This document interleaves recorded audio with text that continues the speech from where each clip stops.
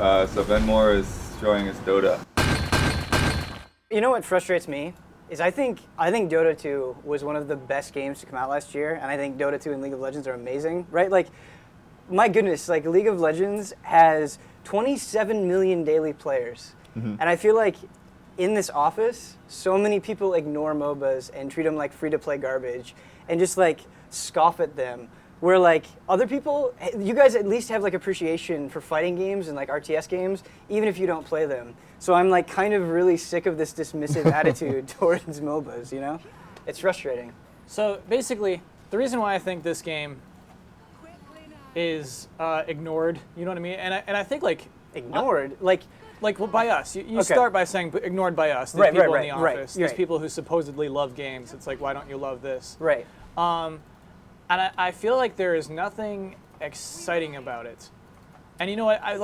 To me personally, I would classify it the same as Titanfall. Like Titanfall is basically this. It's just two teams and you're killing creeps and stuff like that.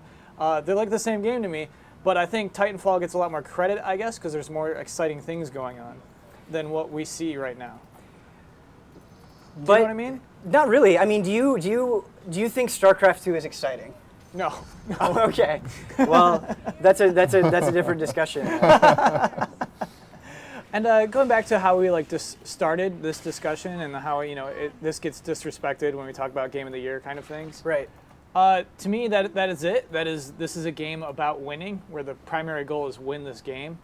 Whereas like most games, the primary goal is survive or save this person.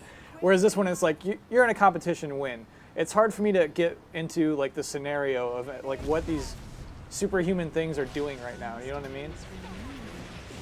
So is this just like an ideological question, right? Like for me, I'm just a very competitive person. I hate losing, but sometimes I can just get absorbed in the mechanics of something. Like if a game is constantly surprising me and I'm like, wow, there's so much to learn, that really excites me, right? Because I feel like we play a lot of games where I pick up the controller and I'm like, that's it, huh? Like I've done this before. Jump, Right, yeah, right, yeah, right. Definitely. You know where I'm coming from kind of with having that? that experience right now. I'm not going to name names at the moment. But yeah, I definitely am feeling that with what I've been playing. And it's like, okay, well, this was cool for the first couple of missions, and now I'm just kind of doing the same thing. Like I have to know, because I think for some people, like I talked to Damiani, and I think this is like the most ridiculous opinion ever, right? Because he likes StarCraft, right? No, he hates StarCraft because he hates the perspective. And I'm like, really? Like, it's this top down? Is that what makes it feel not very exciting? Is it like this? I honestly think that's part of it. I bet that if this game, if the perspective was brought down to over the shoulders and it had a story mode, we would have talked about it more. Is this? I'm of the belief that this is a game that totally should not have a story mode whatsoever. It shouldn't. It absolutely shouldn't. Like, it clearly works without it. But I think we, at, I guess, GameTrailers.com would have liked it more if it did. Do you know what I mean? And Yeah, I feel I mean, I don't feel like you should be speaking for everyone, but yeah, I mean, well, maybe That's my bet. I'm not speaking for everyone. But maybe That the was my point is to be attracted to it because again, part of it is we're all at least as editorial guys. I mean, we're all constantly pretty much forced to be playing whatever's put in front of us, and then our free time is very valuable. It's very rare for us to get into our backlog. So it's I mean, I think that's kind of I think that's part of it too. Is like we're just in like a weird, different place than a lot of other people. So to your point, Kyle, like I think you're totally right. You're like you just hit on like my biggest frustration, right? Where if it was like this, it would have gotten more attention from us. Yeah. And I feel like that's a problem with a lot of games media, like traditional games media, like the bigger sites, where we're just kind of trained to focus on particular games in a certain way, and we have like no coverage of esports, and it's like this huge thing. Regardless on whether you think it's stupid or whatever, maybe we just have to put in a little bit more effort. You know what I mean? Like we can't put it all on the game, and that's what I'm starting to realize is like maybe when we have those opinions, we're just not doing enough of the work ourselves. Well, you mean the kind of opinions where it's just like this is too complicated? Like everyone's too good. It's the those like neckbeards that have already been playing for thousands of hours or whatever it is. Yeah. You know what I mean? Like maybe we're just making excuses. Like like it's hard, sure, but maybe if we just put a little bit more effort into like being a part of that community, people would respond to that. I get that. I mean, kind of going back to this, like I think it's a weird question to say, like, okay, why is GT staff as in everybody else, not into this game so much? I just think that that's kind of, like, that just kind of goes to like how like different people are wired. Like we're all into different niche genres, and then there are these other genres that kind of bring everyone together. Because it's like like if you look at like a lot of the racing games I play, there's not anybody else on staff that I get to go and talk to about those games. That's a really good comparison, actually. Yeah. And now that Patrick's gone, like Justin doesn't really have a lot of people to talk to fighting games about. It's Right. it's like there's kind of this weird balance of there's some genres that all of us are into, like the shooters and RPGs and adventure games. And then there are others that, okay, well, there's only a couple of us that really play strategy games, and a couple of us that play MMOs. So genres are just kind of weird that way, and what I think, Mike Huber's like the only person playing sports games right now, too, Right. and like sports games, to some people could be a much bigger deal. I think you're totally right. I don't, on editorial, we really just don't care about sports games. You're totally true. But I don't feel like we're like scoffing or sneering at sports games the way that I perceive we're doing so with I get what MOBAs. you're saying. No, I like actually totally Ryan get what you're Stevens said, I want to make a website where MOBAs don't exist. Okay, so that's why I'm doing this, right? That's the Yeah, like, okay. I just want to be Yeah. more like conscious, at the very least, be more conscious. But see, I think it's kind of, at least, I don't know. I go both ways on that. Like, I don't feel like it's fair to call out people that are not here. But I also feel like it's I think fair it's to really like fair. generalize, No, everybody's against me. So I don't know. It is fair. I think it's totally fair because he's right. Even going broader to games media, like this game isn't brought up a lot, even though there are more people playing it than there are Ni no Kuni. Right. Can I just say one last thing? Sure. Absolutely. 7 in a row. 3 Like I just said, like I don't care if people don't like MOBAs, but have you ever had that game, right? Whatever game it is, where you're just like, if more people try this, or like the people that I wanted to tried it, I think they would like it. Like I think if they could just get over that hump, I think they would like it. And it's cool if they don't, but like you really believe that people will be into something, and it sucks when they ignore it. Have you ever had that game? You know what? I think like years of high school have. I think I'm just so used to it. Like my high school friends just could not care about the games I cared about, and so like I'm used to just having like just my games to myself. You know what I mean? Right. Okay. And so I That have actually gotten makes to this sense about point. how you approach games. Yeah, kind of does. Did this conversation change, not necessarily change your opinion, but make you think about MOBAs even a little bit differently? Or where I'm coming from? Did it? No, it definitely did, and I think you brought up some good points, Ben, and it's funny. I think you brought up more points about games media than you did about MOBAs.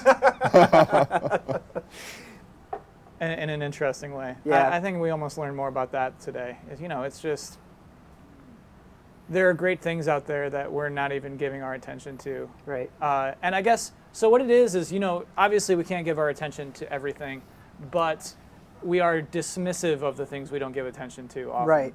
And that's what I think the difference is. There's this culture of like games are a certain way, right? And they're increasingly becoming less like that way. you Yeah. know? And it's just like outright refusal of that, you know?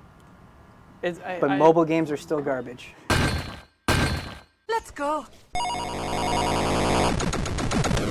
So we just checked out Donkey Kong Tropical Freeze. Donkey Kong That's the whole Country. thing. Donkey Kong Country Tropical Freeze. Thanks for playing isn't about dressing the camera, it's about dressing you, isn't it? So Tropical Freeze is the name of the game. Tropical Breeze is not the...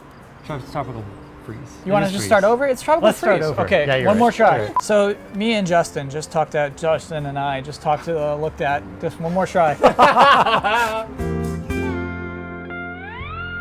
So Justin, we just checked out, we played Donkey Kong Country Tropical Freeze. Yeah, we co-opted the entire thing. So basically, the question I wanted to ask that we couldn't ask in there is how relevant do you think this game is? I think it depends on who you are. Like for fans of retro, I think Yeah. it's totally relevant to you.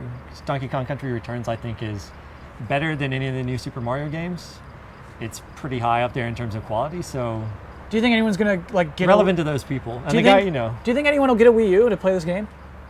Well, How many people in the they world? want people to. Yeah. I wonder who wouldn't have one. So the get crazy, it. honestly, the crazy thing about Wii U sales is that the games they're decent. Despite there not being a lot of Wii U's out there, there's still a lot of people like buying games, and the attach rate is like insane. Right. But Yeah, so like Nintendo fans will buy Nintendo games. that's why I think like an event like this is kind of worth it. Like, you know, people will get this game, and it makes me happy that that's the case. Do you know what I mean? Yeah. No, we actually had a bunch of kids were here when we walked in, and they are super psyched about games in a way that you and I can no longer, we can no longer reach that pure place. That's so of true. excitement. Yeah. Or maybe you can, but No, at least and I think they were genuinely can't. into it too, which is interesting. To see like a new kid who's into like Donkey Kong. Yeah, no, there were like some 8-year-olds in the bathroom, and they were like discussing strats and secrets and stuff. They're like, oh, my friend, he knows all the secrets. So what you have to do, Yeah. so they were totally into it. Is there a person in your life who you would co-op this game with? I could possibly do it with a wife, but it might lead to a frustration and yelling. The co-op, sometimes you get the other guy killed. Yeah, we can probably show a clip like this. Like the way I play games, I can't rely on another human being enough to play this game co-op because Right. it's so hard. It's so hard. Bad things happen. Yeah. So like this is clearly just a single player game to me in my life. Are you gonna play this game? I don't know if I'll play it. I forgot you don't have a Wii if U, I'm do playing you? it for work. Yeah, I don't have a Wii U, so if I want to play it, I'll need to do it in the office. You'd have to like review it. I So guess. we'll see. I mean, I'm definitely interested in it. I already paid for it. I already pre-ordered and paid for it. I'm so yeah, stoked. that's it for you. Yeah. You're committed. Yeah. Is that a 3-minute conversation? That was a 3-minute cut. Just like do something with a banana or something. Huh? Do something with a Wanna do banana. some That's good. banana tricks. Catch. Don't do that. You got it. You got it. That was great. I'm sorry.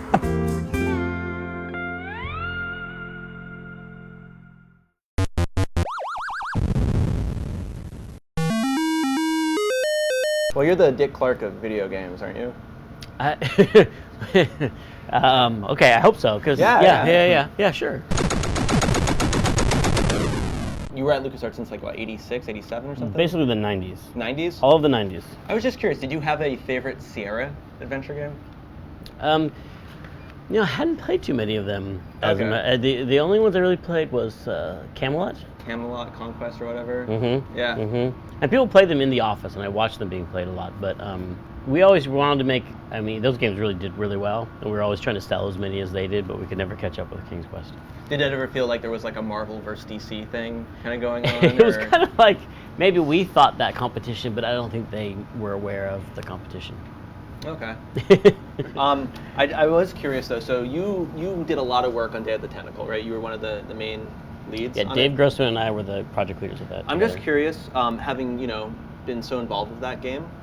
What do you think of when you see something like this?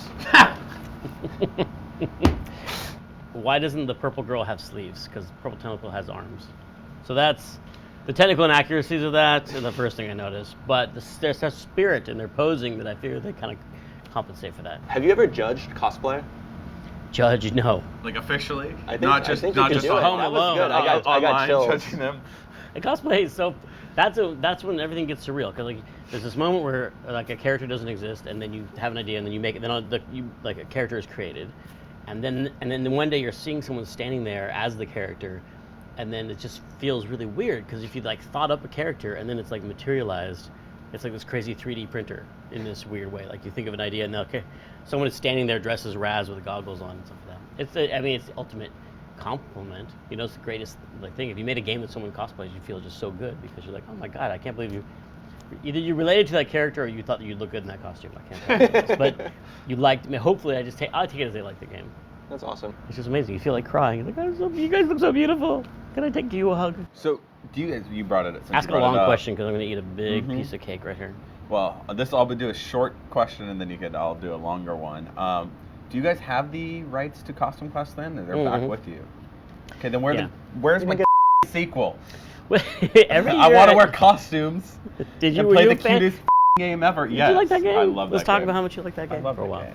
It's one of those games. It's just so specific in what it wanted to Yeah, be. I think, and it came across so well. And I it's was- just fun. It's cute. You guys make games that are like, you start them and you're like, this is a Double Fine game. And I know that's weird to say, but like a lot of people I don't hope have so. have a identity, and it's just you start a Double Fine game and within 5 minutes you're like, yep, I'm in love with this and I don't want to stop playing. I mean, that's nice to hear. I mean, that's a very important thing, I think. I think all developers, like, you should, when you play one of their games, you should feel like this could only have been made by this developer, because this got all, whatever it is, whether it's a shooter or anything. Right. Because a lot of games are just made by, for a lot of people involved, and a lot of people can just veto things about the game. You just kind of get all the edges rubbed off, and it becomes a smooth, kind of shapeless kind of thing that could have been made by any developer. And also, you know? yeah, I mean, when you get, I guess, a game that has a $50-60 million budget, you have to get the biggest audience possible, Well, you right? you have to prove that you're not going to alienate anyone. You have to get everyone in. You have to have every mode that every person wants to play. Risk mitigation is what you're talking about. Fun. Yeah. Fun words. But I mean, the team, because I didn't work on that team, although I helped with the dialogue on Costume Quest, but they, I didn't realize it until I watched It's a Great Pumpkin, Charlie Brown. Have you seen that recently? And like, I just had all these memories of watching that when I was a kid, and just like, oh my God, they really, I think, captured that feeling of that like Halloween. It just feels like it's like an interactive special, and that's what I liked about it so much. It was special. And Thank you for playing. I would like a sequel. I hope to make one for you someday. I'll make you another cake. If there's cake in it, we can announce it right now. You make me a sequel. I'll make you as many cakes as you want. What, did you play Walking Dead? Did you? Yeah, were you surprised with the success of that? I mean, obviously Telltale's been around for a while, but I mean, Walking Dead kind of, I think, took everyone by surprise. It's so different than, I mean, it's really different than a traditional adventure game. Minimal. It's more about choices than puzzles. You know what I mean? I would love to know scientifically what the secret was that made people, was it the really strong license, or was it that the people love choice in games, and that's the important thing, or was it both? It had to be both. So and they did that Wolf game, and that I think is doing really well too. So that the first episode of Fables or Wolf Among Us is really good. I mean, they hit with when the iron was hot, though, right? With Walking Dead on TV was huge. Zombies was huge. I think they're cold-blooded. I think they're very not warm. They're about the temperature of this delicious cake. And the same color. Zombie cake. What? But I also enjoy like the modern adventure games like Kentucky Route Zero, and they also did a lot of interesting stuff with really stylized 2D art, which is really neat to see, and stuff like Mechanarium and the other games that studio makes. Are you playing the new consoles? What are you thinking so far? Are you liking having fun experiences? Well, it's hard because my daughter, I have a daughter, she's now turning 5, and she, as soon as we start talking about kids, he's like, oh God, it's going to be I just want to make sure you catch your flight. Pictures of his kids coming out. You got to make sure you get back to your children. I've actually been playing a lot of games I can play with her. Okay. Because she's now starting to get really interested and can handle doing a double jump and stuff like that. So we're playing a lot of Super Mario 3D Land, Super Mario 3D World, and she loves that because the first one she can play is Peach, which is great, very important to her. Yep. And it's amazing how you can play that game with a 5-year-old and me, and I'm just trying to like get the green stars, and if she sees like an enemy covered in flame or anything that kind of scares her, she just bubbles up and just bloop, and then I'm just dragging her through the level, and then she drops again when things are more chill, and she finds a kitty cat suit she can put on. So it's like to design a game that works with two people of such massively different ages, because I'm 73, as you pointed out. I think that's an amazing accomplishment. So we've been playing a lot of like Wii U. Nice. Yeah. And also, she really likes Disney Infinity also. So basically, I'm not in charge of my household gaming choices anymore, is what I'm saying. My daughter is choosing them. So it's any game that has the characters from Frozen in it and Mario. Have you been seeing any of the movies? You mentioned Frozen. She hit the theater for that. That song was stuck in my head for a long time. We saw American Hustle. That was awesome. Yeah. What'd your daughter think? Oh, she called the ending way before. She was crazy. She was like, "Oh, this is the con," and I was like, "Really? No." And she's too smart for me. What have you watched late, or what TV? Movies, no, it's a weird thing books? is that I went into this hole where I saw the first Hobbit, and it made me want to read the book again. Okay. And then I ended up realizing I never read the Lord of the Rings, so I ended up reading the entire Lord of the Rings thing, and then I got obsessed with like the old paperbacks from my childhood. Did you have it? Did you read it? Did you ever see that gold box? I gotta look at the guy my age over there. The gold box. So the gold box paperbacks, and my older brothers had this crazy mural with all these demons on it, and I've been like hacking them down on eBay. It's like, I gotta get these. And then there was like, there's an unauthorized paperback version by Ace Publishing that was made without Tolkien's permission. It's like, I gotta get those. And it's like, it took me out of playing video games, watching movies, and anything. I just became obsessed with book old collection. Lord So of have the you Rings seen the second Hobbit then? No, I gotta get a sitter. We'll fly up. Ryan and I will fly up. Okay. I'll bring a cake. Will you play Mario with my daughter? I'm in. I get to be Toad. Oh, Toad, he's the fastest, right? I don't like Luigi that much. Luigi flies the best, right? He has a weird floaty jump. Your Luigi is over. No, I think Nintendo extended it. That's bullshit. What do but you it's mean? years of Luigi. You can't just call something year of and then make it 2 years. I think they're You can't just change Which the year was rules. the year of Luigi? The Last year was the year of when the Luigi. Ghost, when the Mansion game came out. Is that Yeah, why? and then they did new Luigi Brothers U. They and did that DLC. Mm-hmm. You Mm-hmm. can't just change things like that. Well, thank you for stopping by, good sir. Thank you for playing. I thought we were gonna talk until the cake was gone. We can keep going. Okay. All right.